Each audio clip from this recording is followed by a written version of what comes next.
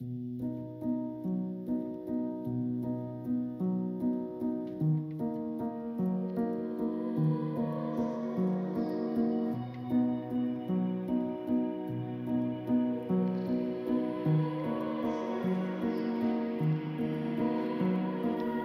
harcèlement, qu'il soit commis dans le milieu scolaire ou ailleurs, n'est pas répertorié en tant que tel dans le code pénal.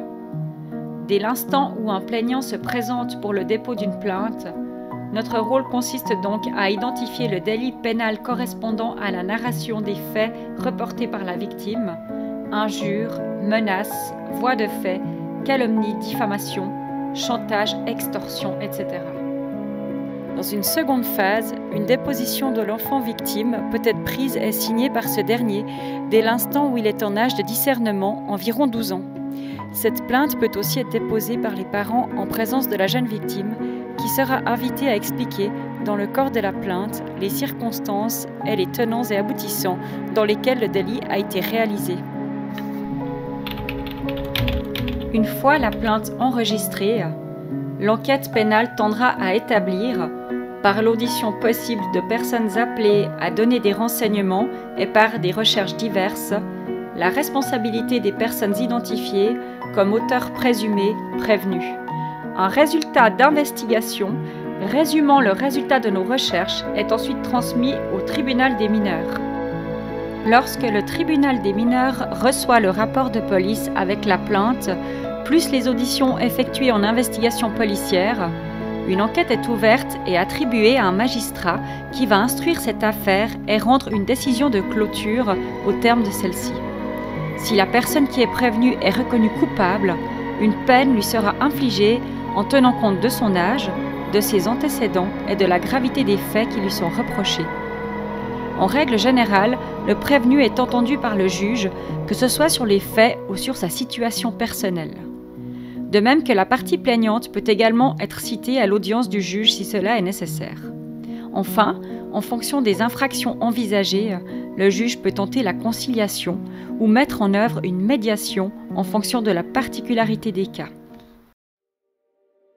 Ici au collège de Béthusie, quand on parle d'harcèlement scolaire, on va parler d'une spécificité d'un groupe d'enfants envers une ou voire deux individus, donc vraiment des situations entre pairs, où il y aura une récurrence, ça s'inscrira dans la durée, il y aura aussi de l'intimidation qui sera faite.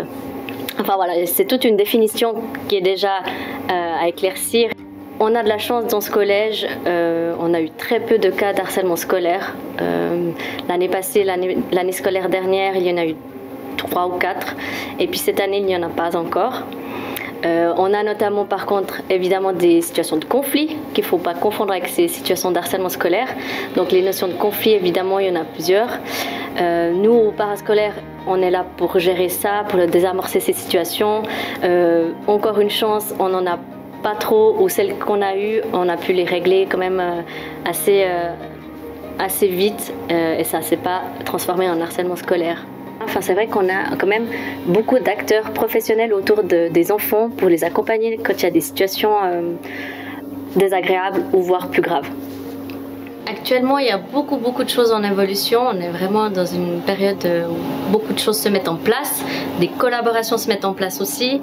Des systèmes de visualisation comme le 360 au niveau scolaire sur l'état de Vaud.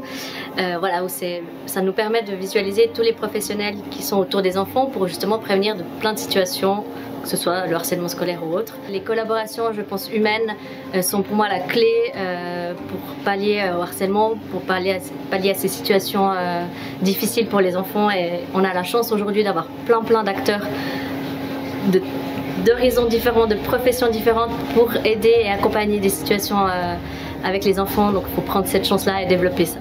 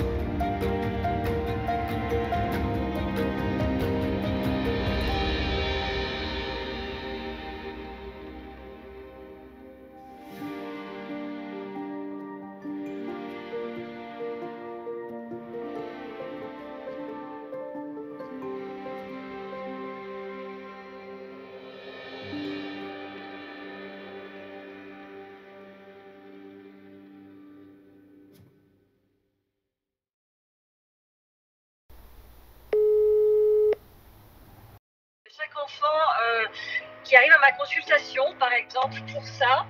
Je le dis par exemple parce que j'anime aussi des ateliers pour enfants victimes de harcèlement scolaire et pour aussi des témoins de harcèlement scolaire.